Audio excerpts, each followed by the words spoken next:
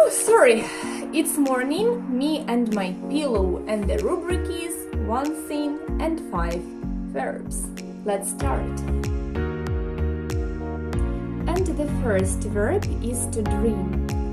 So when you're sleeping, you can get a series of images. For example, you sleep and you see something, you're doing something, so it's dreaming. To snore. To snore. It's to breathe in a very noisy way while you're sleeping.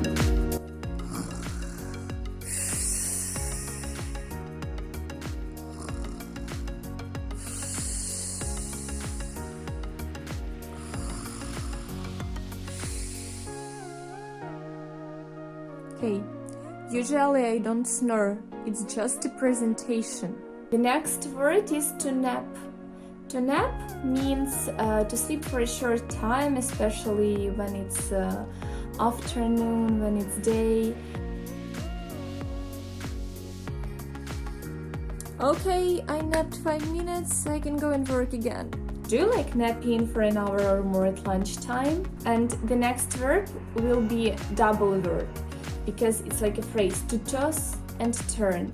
What does it mean to toss and turn?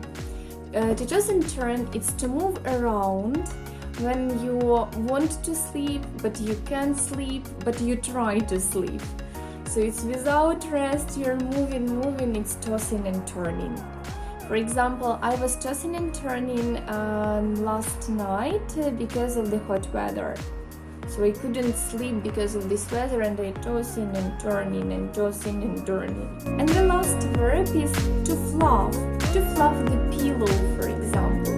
To fluff the pillow means to make it softer by shaking like this. So I'm fluffing the pillow. It was Learn English with Helen. Even if it's morning, you can learn some